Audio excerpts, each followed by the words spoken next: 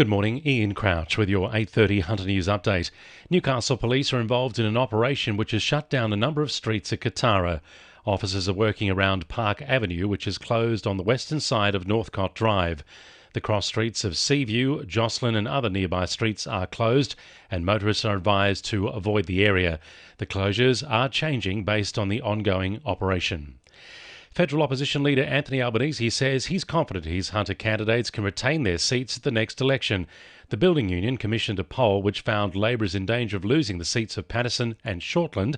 However, the Labor leader has dismissed this as a joke, instead pointing to a recent Morgan poll which has the ALP slightly ahead on a two-party preferred basis. Meanwhile, Anthony Albanese has used a trip to Nelson Bay to again call on the Resources Minister to reject an application to extend a gas exploration permit off our coast. It's now well overdue for him to make a decision, and he should make a decision, and that decision should be on the side of the local community. Audio courtesy of NBN. New South Wales Labor leader Jody McKay is calling on the Berejiklian government to fast-track construction of the much-anticipated Singleton bypass. It's been 7 years since money was first allocated to the project in the budget, yet the government is still seeking industry feedback on the best way to deliver the bypass. Labor says under the current timeline, construction won't start for another 2.5 years.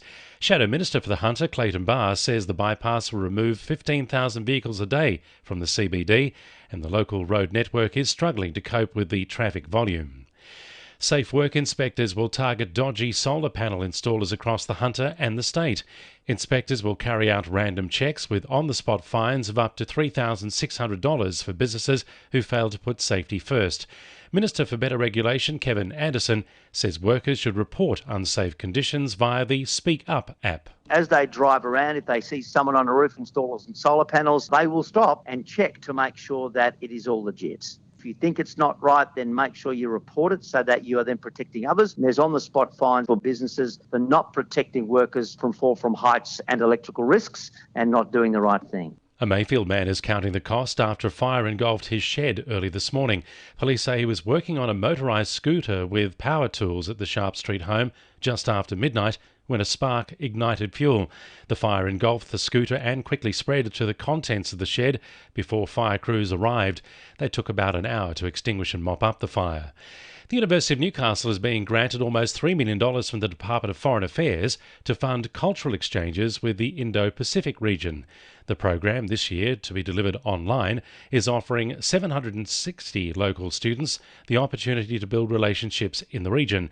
Director of International and Partnerships, Darry Milani, says the program was originally going to focus on Pacific nations in the hope of a travel bubble opening. That's looking unlikely.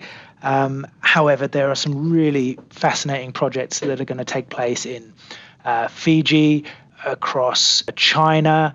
It's really quite broad. So the students are really getting a really broad opportunity this year. 2NURFM Sport. The Knights have unveiled Jaden Brayley and Daniel Saifiti as co-captains for the club's round one clash against the Bulldogs. The captaincy will be shifted around the club's five-man leadership group throughout the year, with Brayley and Saifiti being given the first crack. Veteran playmaker and member of the group, Blake Green, says this approach will suit the club going forward. Different ages, different amount of experience and different abilities, and we all bring something to the table. So I think at the moment it's probably the perfect fit for our footy club.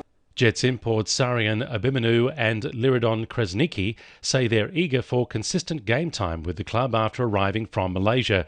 The pair both signed a loan deal with the club and say they're grateful for the opportunity to play in Australia. Lake Macquarie coach Josh Rufo says the club's new signing will go a long way to improve on last year's horror Northern New South Wales NPL campaign. Veteran striker John Majerowski and goalkeeper Shane Van Ass have been added to the squad as the club looks to avoid back-to-back wooden spoons. And Hunter surfers James McMorland and Zach McMahon are among the winners of round 3 of the Central Coast Pro yesterday. And the winning numbers in Oz Lotto are 12, 33, 3, 14, 42, 17 and 44, and the supplementaries are 18 and 38. And now you're up to date with the latest 2NURFM Hunter News.